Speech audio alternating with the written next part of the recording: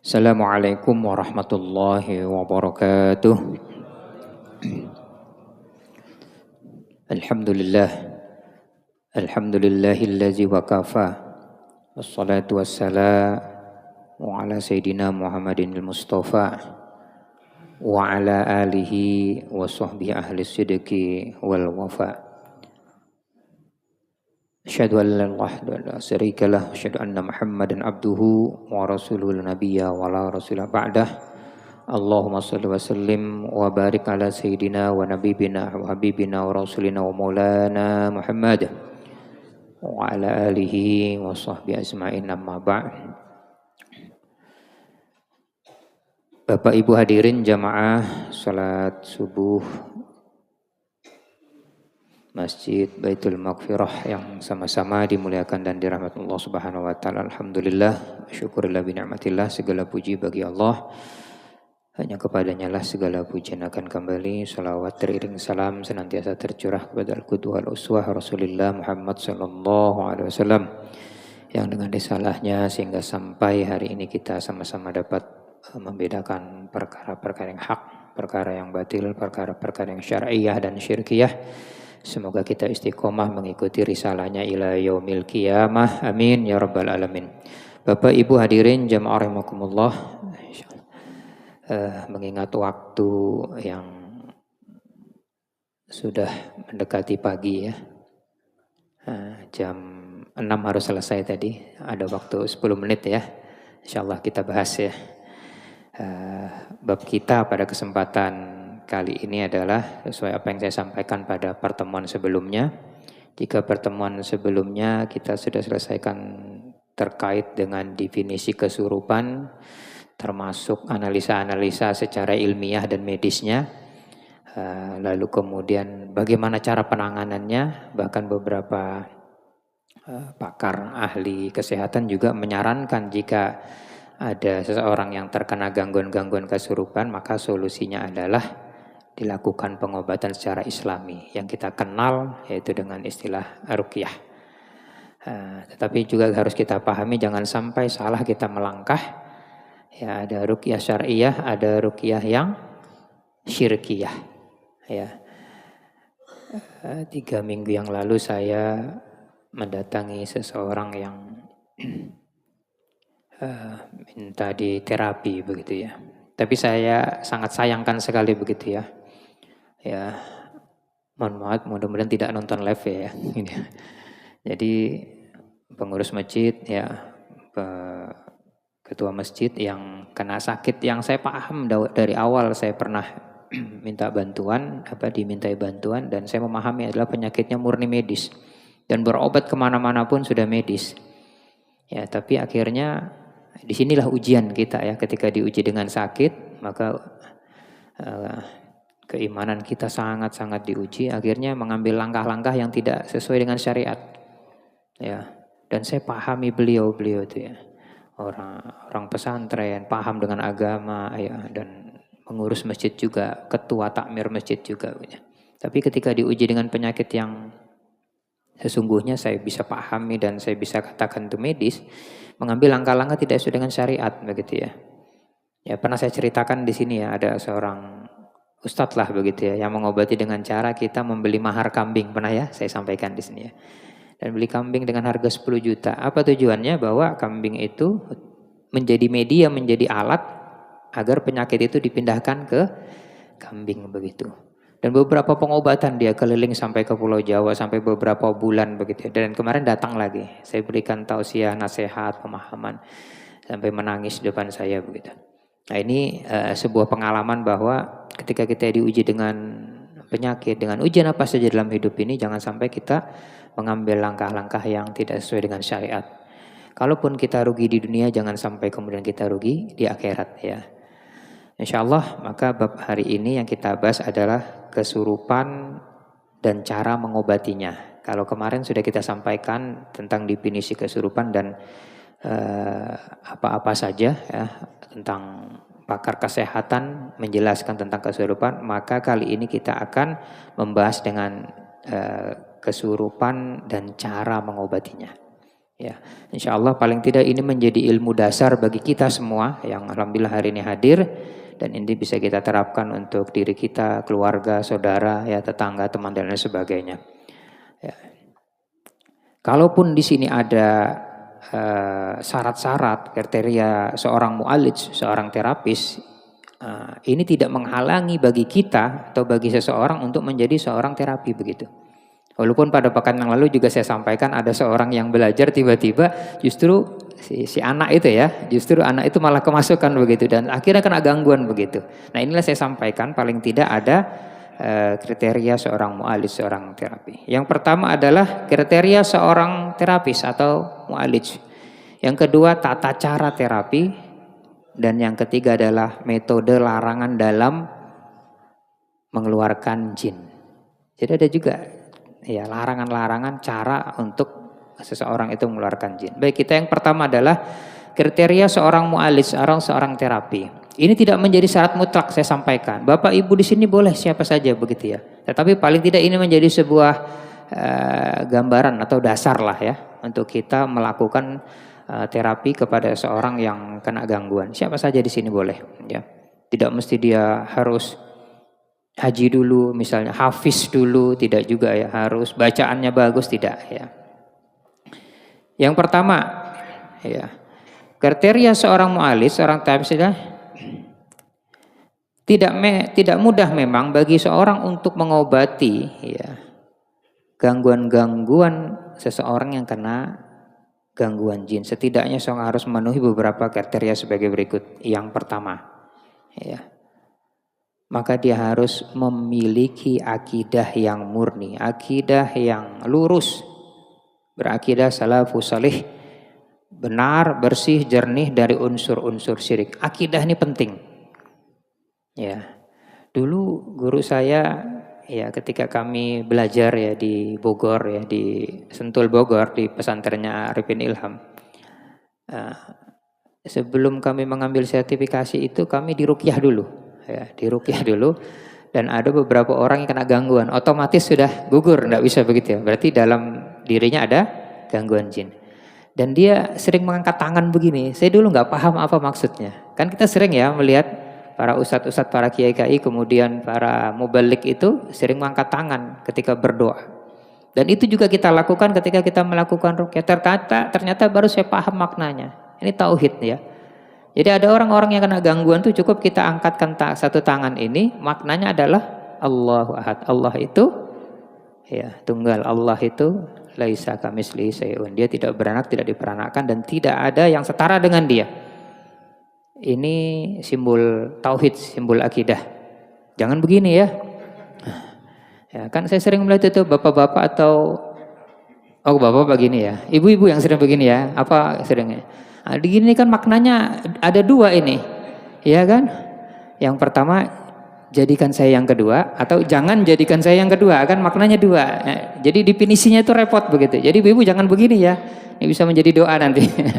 Ya bahaya ya. Bapak-bapak senang aja sih. Gitu. Tapi bukan bapak di sini, di sana ya, insyaallah. Nah, jadi apa? Ya. Karena masakan masih dimasak ya, sabar ya. Jadi ini adalah apa? Simbol tauhid. Ya. Jadi dalam perjalanan saya mencoba itu. Ya. Ternyata masya Allah ya. Begini saja. Ternyata kita tunjuk, kita angkat satu begini ya. Itu bereaksi kepada pada orang-orang yang terkena gangguan jin. Ini menandakan bahwa akidah kita harus murni, kita harus bersih. Jangan sampai terkotori dengan hal-hal yang mengandung unsur syirik. Ya. Jangan lagi kita sudah percaya dengan Al-Quran, percaya dengan As-Sunnah, percaya dengan Allah, pada Rasulullah dan rukun iman yang 6 itu, lalu kita percaya dengan hal-hal yang lain. Ya, mengobati begini-begini ya, karena ada cincin di sini misalnya. Ya, enggak benar sudah begitu ya. Jadi akidah kita harus lurus ya. Singkat saja, karena banyak yang kita bahas hari ini ya. Yang kedua, mengaplikasikan tauhid yang benar dan murni dalam perkataan dan perbuatan. Jangan kita kemudian yakin dengan Allah dan Rasulnya, ya rukun iman tadi, tapi kemudian dalam teknis kehidupan kita, aplikasi kehidupan kita masih menyimpang. Percaya dengan perkara-perkara yang syirik. Ya. mengambil benda-benda dari tempat sesuatu kita yakini yang dapat menyembuhkan, menolong dan lain sebagainya ya. Kita sebagai seorang terapis, sebagai seorang peruqyah, tapi masih di rumah masih ada apa? Keris, Nogo Sosro dan apa? Nogosari ya. Ya. Nah, jangan ya kan. Masih nyimpan di atas ada apa? Tanduk apa segala macam minyak apa bimoli digantung di atas macam-macam itu. Nah, jadi aplikasi kehidupan kita juga harus lurus ya. Yang ketiga adalah meyakini bahwa Al-Quran mempunyai pengaruh terhadap jin dan setan. Yakin sekali itu. Ya, makanya ayat yang sering saya baca itu apa? Nah, sering imam juga sering membaca itu. Lau anzalna hadzal Qur'ana ala zabalil la ra'aitahu khashi'am mutasaddiqam min khas. Nah, nanti ketika nanti praktek nanti ada bacaan-bacaan yang salah satunya ini kenapa harus kita yakini Al-Quran itu di antara cara untuk meyakini bacaan itu memiliki kekuatan terhadap pengaruh gangguan jin adalah paling tidak kita memahami artinya. Lau anjalna seandainya Al-Quran itu diturunkan jabal pada sebuah gunung maka hancur terbelah. Gunung saja hancur terbelah. Nah, ini yang membuat keyakinan nanti bacaan-bacaan ini secara apa ya? Paling tidak secara umum kita pahamilah maknanya artinya begitu. Supaya kita semakin yakin apa yang kita baca itu memiliki pengaruh. Berbeda memang orang yang paham dengan tidak paham itu berbeda. Ya. Kita itu kalau ada lagi sholat ada imam yang membaca ayat-ayat yang kita pahami itu memang rasanya lain begitu. Ya. Nah, ini juga akan berpengaruh kepada gangguan-gangguan jin. Baik, singkat saja. Lalu kemudian hendaknya mengetahui keadaan jin dan setan. Paling tidak kita memahami tentang kehidupan dunia jin dan setan itu pernah saya sampaikan kehidupannya bagaimana, mirip seperti manusia dan seterusnya ya. Apa saja ya kebiasaannya, apa saja yang membuat dia tidak suka dan seterusnya. Paling tidak tahulah secara umum begitu ya. Lalu kemudian hendaknya mengetahui pintu-pintu masuknya setan ke dalam tubuh manusia. Pernah saya sampaikan ya ada berapa itu? 4 atau 5 ya. Masuk pintu setan itu. Perhatikan ketika jin berkata kepada Ibnu Taimiyah, saya akan keluar karena takut dan taat kepadamu. Ibnu Taimiyah berkata, tidak, kamu keluar karena takut kepada Allah dan Rasulnya. Kadang-kadang mengucapkan macam itu jin. Saya mau keluar karena takut kepada ustadz, kepada guru, kepada kiai, kepada anda, kepada saudara. Apa kata Ibnu Taimiyah? Tidak, kau keluar karena takut kepada Allah. Ini tipuan-tipuannya kadang-kadang semacam itu ya. Jadi Ibnu Taimiyah kemudian berkata, tidak, kamu keluar karena takut kepada Allah dan Rasulnya. Seandainya Ibnu Taimiyah tidak mengetahui pintu masuk setan, maka dia tidak akan mengatakan hal tersebut. Nah, jadi Ibnu Taimiyah semacam itu ya. Dianjurkan sebaiknya yang sudah menikah ya. Di sini saya lihat bapak-bapak belum menikah semua nih kayaknya dari wajah-wajahnya ya. Belum 3 kali ya, belum. Iya. Kenapa kemudian di antara syaratnya harus menikah? Ini tidak mutlak saya sampaikan Bapak Ibu ya, tidak mutlak. Karena ini pengalaman saya. Ya, pengalaman saya. Ketika kita menangani gangguan-gangguan seorang yang bukan mahram kita, taruhlah di situ. Anak gadis, remaja, ibu-ibu ya. Kalau yang sudah 90 ibu-ibu enggak apa-apa lah ya. Ya kalau yang masih 20 itu ya, 25 masih sweet 17 sangat-sangat berpengaruh terhadap keimanan kita. Makanya di antara syarat-syarat yang kita lakukan adalah bagaimana si pasien yang bukan mahram itu menutup auratnya dengan baik, dengan rapi, pakai mukena, pakai kaos kaki, kita menggunakan sarung tangan, ada mahramnya yang menemani. Itu tujuannya apa? Agar keimanan kita tidak terganggu. Ya, nanti saya akan ceritakan bahwa saya pernah dijebak ya, jam 10 malam dengan seorang ya ibu-ibu. Ya. Tunggu malam saja Ustadz katanya begitu. Ya. Tunggu nanti suami saya sudah tidak ada pergi kerja katanya. Ya banyaklah pengalaman-pengalaman gitu. Pernah juga kami datang tiba-tiba ya, di rumah ya, seorang ibu muda begitu ya. Nggak ada siapa-siapa begitu dan sebagainya. Nah, nanti ini lanjutannya kita akan sampaikan trik. Ini tujuannya kenapa kita paling tidak sudah menikah, agar kita sudah bisa menjaga. Ya. Yang sudah menikah saja kadang-kadang bisa masih terganggu, apalagi yang belum menikah. Nah, tapi nanti pengalaman jam terbang itu yang akan memberikan kemampuan kita dalam menangani kasus-kasus gangguan jin. Ya. Yang ketujuh, hendaknya larangan Allah, hendaknya menjauhi larangan Allah. Ya. Dosa-dosa dan maksiat. Ini jelas sudah ya. Kalau dia sholatnya saja tidak jelas begitu ya, akidahnya saja tidak jelas, perlu dipertanyakan ya. Yang selanjutnya ke-8, hendaknya seseorang istiqomah di dalam kebaikan. Ini penting. Nanti salah satu di antara syarat adalah kita harus memiliki amalan-amalan yang istiqomah. Amalan yang istiqomah itu kata Rasulullah dalam sebuah hadis, dia mampu mengalahkan amalan-amalan yang banyak, yang besar, ya, amalan-amalan yang kecil itu. Tapi amalan itu istiqomah. Ya. Dan amalan istiqomah ini yang suatu ketika Rasulullah SAW ditanya oleh para sahabat, ya Rasulullah, kenapa rambutmu begitu cepat beruban, memutih? Maka sahabat kemudian Rasulullah menjawab, tahukah engkau yang menyebabkan rambutku ini cepat beruban berputih? Karena turunnya ayat-ayat yang memerintahkan untuk kita, saya kata Rasulullah, senantiasa istiqomah di dalam ibadah, karena istiqomah itu berat. Jadi Rasulullah itu sampai beruban itu, rambutnya cepat beruban, salah satunya ketika sahabat bertanya karena ada ayat-ayat yang memerintahkan agar kita ini senantiasa istiqomah di dalam amal-amal kita. Masya Allah ya. Di sini nggak ada yang beruban ya? Belum ya, alhamdulillah. Berubannya bukan karena istiqomah, mikiri cicilan. Enggak, insya Allah wajah-wajahnya tidak ada wajah cicilan di sini, insya Allah ya. Alhamdulillah, kontan semua ya. Nah, jadi ada amalan-amalan yang harus kita lakukan istiqomah. 9, komitmen dengan zikir harian. Nanti ada zikir. Kadang-kadang kita nggak sadar. Ada kita baca nih zikir, nanti saya sampaikan terkait seorang pakar ruqyah, ya, ilmu gaib Timur Tengah, pakar dunia, Syekh Wahid Abdurrahman Bali. Boleh dibuka itu ya, kitab-kitabnya banyak. Saya punya di rumah itu tebal sekali. Ini saya ambil dari kitab beliau ini. Jadi saya agak kurang sehat tadi malam habis isya saya baru mengalihkan dari kitab beliau itu ke tab saya tulis. Nah, beliau juga menjelaskan tentang ada satu zikir yang Masya Allah luar biasa. Ya, nanti saya ceritakannya, menarik sekali. Ya, kita sudah paham sebenarnya dan hafal, insya Allah sudah hafal.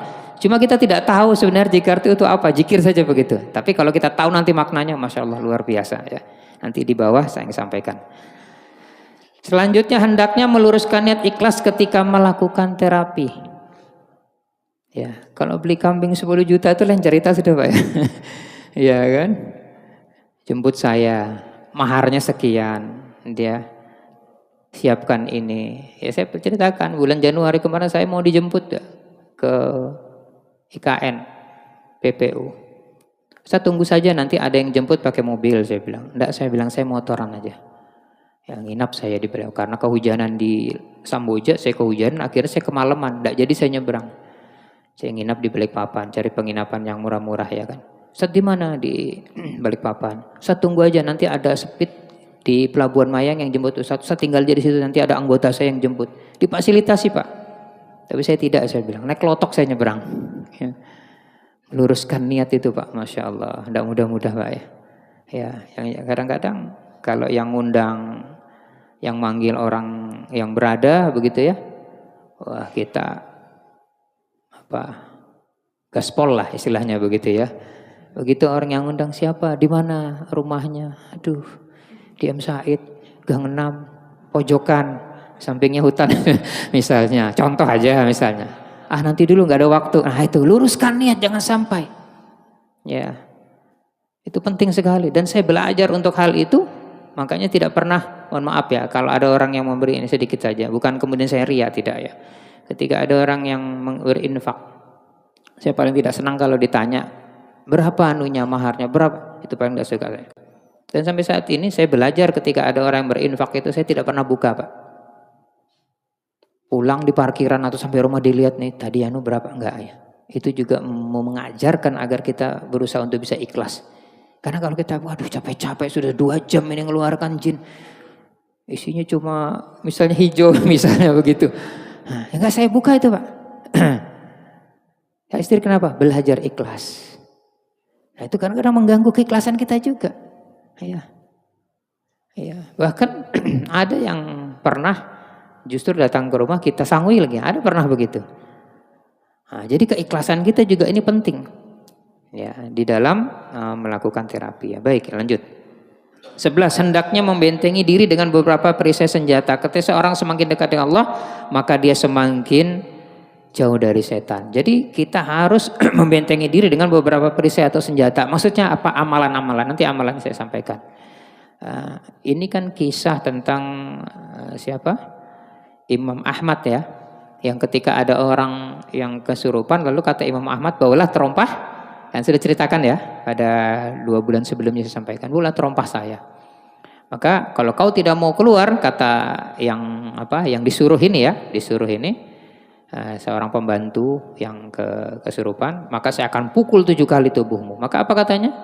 Ya saya akan keluar katanya. Pada saat ini orang sembuh, berapa tahun kemudian ketika Imam Ahmad meninggal dunia, diambil lagi terompah itu kan. Nah ini terompahnya Imam Ahmad, kalau kamu tidak mau keluar saya akan pukul. Apa kata jin yang kesurupan masuk ini? Saya tidak akan mau keluar katanya. Ya, saya hanya takut kepada orang yang hanya takut kepada Allah. Jadi bukan masalah persoalan terompahnya, tapi jin ini berkata saya hanya takut kepada orang yang takut kepada Allah. 3 minggu yang lalu saya dipanggil seorang yang pernah saya terapi. Ya, berapa kali dan sudah lama. Datanglah saya ke daerah Jalan M Yamin. Ustadz, bisakah ke rumah katanya? Baik, saya bilang. Istri saya ini ngamuk gini kambuh lagi. Datanglah saya ke sana. Ketika saya datang ke sana, ini semalaman Ustadz katanya. Ya, saya menelpon Ustadz kayaknya tidak aktif begitu kan. Tapi saya ancam, dia bilang. Saya ancamnya begini. Kalau kamu tidak mau katanya, ngamuk-ngamuk nggak sadar begitu kan. Kalau kamu tidak mau, maka saya akan bawa kamu ke tempat Pak Ustadz katanya begitu. Lalu kemudian si ibu ini ya dengan jin yang merasuk itu ngomong kan, bawa saja, saya tidak takut dengan Pak Ustadz katanya begitu. Nah dia cerita begitu kan, gitu. Wah jadi suaminya ini agak-agak aneh juga gitu. Gimana nih katanya? Pokoknya keluar kamu bawanya, kita kata suaminya gitu kan. Kalau enggak saya bawa ke rumah, bawa saja katanya. Jadi suaminya berinisiatif. Dia siapkan tali Pak. Ini cerita dari suaminya ketika saya datang. Kamu kuikat, kupaksa kamu masuk dalam mobil. Sebentar aku manasi mobil. Dipanasinya betul mobil Pak ya. Iya aku keluar ketika takut. Langsung istrinya itu pingsan, kemudian sadar. Gitu ya. Saya cerita bukan saya kemudian sama seperti Ahmad, bukan ya. Tapi saya baru mendengar cerita ini. Loh kok bisa begitu saya bilang. Saya ingin katakan, bisa saja nanti kalau kita menangani seseorang, kita sampaikan hal yang semacam itu. Misalnya di blok C ada gangguan begitu. Kamu udah keluar, saya panggilkan Pak Suryadi misalnya begitu ya. Misalnya gitu kan. Atau Pak Imam misalnya begitu kan. Nah Pak Suryadi datang ya kan. Mungkin bawa apa gitu. Iya. Ini menunjukkan bahwa benar cerita Imam Ahmad bahwa jin itu tidak takut kepada benda-benda yang kita mungkin bawa sekop, bawa cangkul, bawa palu, tidak. Tapi dia takut kepada orang yang hanya takut kepada Allah. Inilah pentingnya kita takarub ilallah, dekat dengan Allah. Baik, nah ini masuk yang kedua. Masih ada waktu? Sampai 30 ya? Oh 6.30. 6.30 selesai atau tanya jawab itu? Oh ya baik. Nah ini yang kedua penting ya. Tata cara terapi. Nah ini terapinya. Saya kasih gambaran secara umum saja. Langkah operasional terapi kesurupan jin terdiri dari 3 tahapan. Nah 3 lagi, panjang lagi nih ya. 3 ya. Tahapan pertama adalah tahap sebelum pengobatan. Yang kedua proses pengobatan. Dan yang tahap ketiga adalah tahap setelah pengobatan. Nah tahap yang ketiga ini tahap yang agak-agak atau paling sulit begitu ya. Jadi ada 3 tahapan. Ya mudah-mudahan bisa sempat kita bahas. Ya. Tahap pertama adalah tahap sebelum pengobatan atau terapi. Menyediakan nuansa kondusif dan benar, yaitu dengan mengeluarkan, menutupi gambar-gambar dari rumah orang yang kita obati agar malaikat mudah masuk. Jadi suasana, nanti ini baru suasana tempatnya, belum suasana psikologis kita, perasaan kita, pikiran kita. Makanya saya senang tuh kenapa menterapi orang itu malam. Ya, bukan karena malam itu ada nuansa yang lebih ya masjidnya apa ya? Bukan, tetapi kita sudah menyelesaikan seluruh urusan-urusan dunia kita lah, istilahnya begitu. Kita sudah selesai bekerja, kita sudah makan, kita sudah mandi, kita sudah selesai sholat maghrib dan isya, tenang. Tapi kalau ada orang habis maghrib Pak, kita kepikiran azan. Ya 2 hari lalu saya ke malam Sabtu, ya saya ke Anggana Pak. Berangkat hujan-hujan Pak dari sini Pak, 5:30 saya berangkat. Sampai sana 6:30, dia minta pada maghrib. Jadi uji Pak keikhlasan saya itu. Kan ada yang ingat hari Jumat hujan deras Pak. Jumat. Kehujanan saya di Sindang-Sari Pak. Bahasa saya begitu. Sampai sana pas azan maghrib, minta pada maghrib Pak. Ya saya datangi di Anggana. Ya saya ke sana Sungai Meriam, daerah Sungai Meriam itu. Antar maghrib dengan isya Pak. Belum selesai azan, terganggu begitu kan. Tidak nyaman begitu. Habis isya saja Bu. Ibu gini-gini seterusnya. Ya sudah saya. Ya akhirnya lanjut lagi kepada isya. Jadi kita harus menghadirkan suasana yang nyaman. Kalau di rumah paling tidak apa yang kita lakukan? Mengeluarkan, menutupi gambar-gambar yang ada dalam rumah. Ya. Jadi jangan ada gambar-gambar, lukis-lukisan binatang, manusia yang berbentuk secara utuh. Ya, kalau dia tidak utuh dibolehkan begitu. Kenapa? La tadkhulul malaikatu baitam fihi kalbun wala surah. Malaikat tidak akan masuk rumah yang di